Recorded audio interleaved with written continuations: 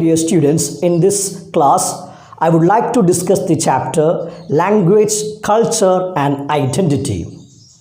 Since the beginning of human civilization, language has played a crucial role in the making of identity.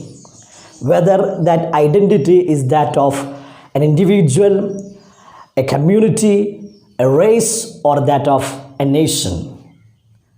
Contemporary philosophy and culture have emphasized this significant role of language and communication in all aspects of human culture, everyday life, politics, and the human self. So we need to understand how language gives an identity for, as I mentioned, for an individual or nation or a race. Well, before moving on to that, we need to understand the modern concept of language. Well, as we already mentioned, language is a means of communication. This can be of visual, oral, or gestural. What do you mean by visual means of communication? You can give examples of writing, printing, or cinema. These are all visual means of communication. Whereas, look at the oral means of communication, music or speech.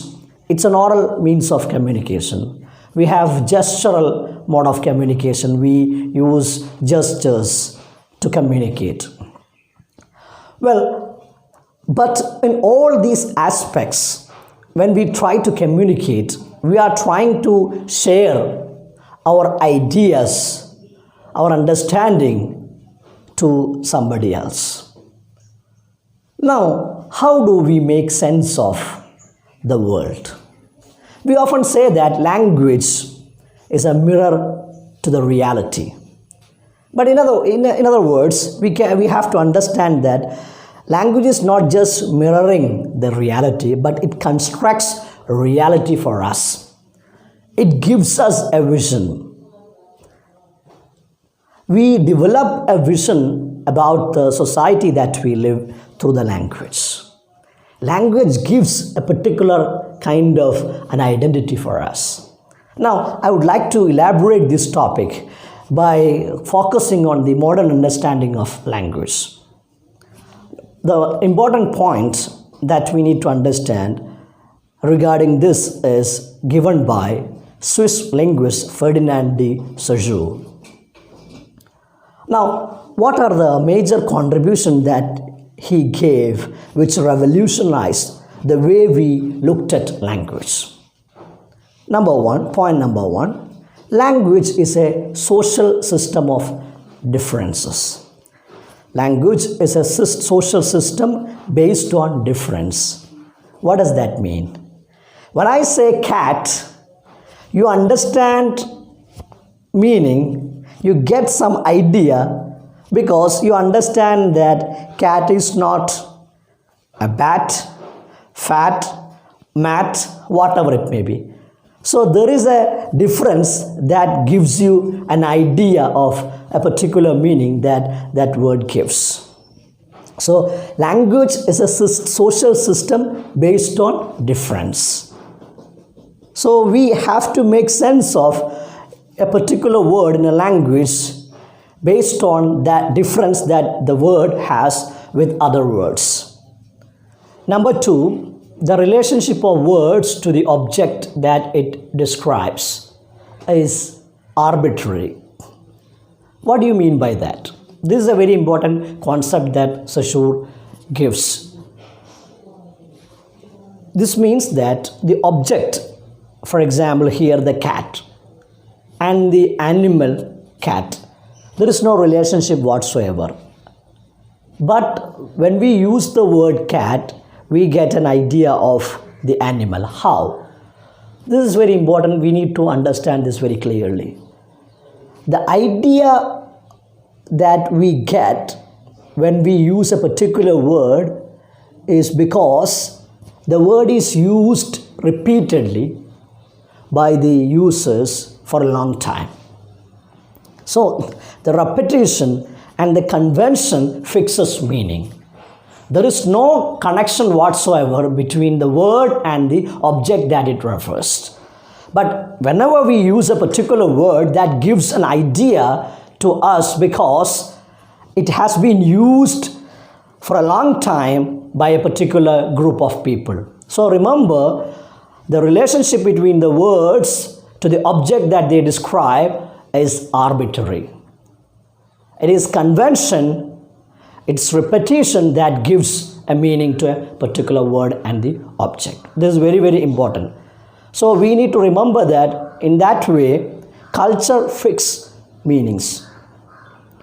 When a word is used continuously for a long time, its meanings may change. That's why it is said it is arbitrary. For example, for a Malayalam students, for all of you, when I use Techittu Poi, you will understand its meaning. It means today, since you watch movies, we know that it is used to describe a situation of a man when he is deceived by his lover. So the meaning the word has changed depending on the context. So this is very important aspects of language. So what I'm saying is the word has no meaning as such. Its meaning, it gets meaning because of the difference that it has to the other words in a particular language. Now, the word gets meaning based on a particular culture. That number 3, it is the repetition and the use, continuous use that gives a meaning to a word. So these are some important concepts that we need to understand. So when we use language in a continuous manner for a long time, it gives you certain identity. That is why take a look at your own names. The name has no meaning at all. But when we use that particular name for a long time to refer to a person, we understand that the word indicates that person. You get the point? So that is how you find that in any society, derogatory terms get stuck.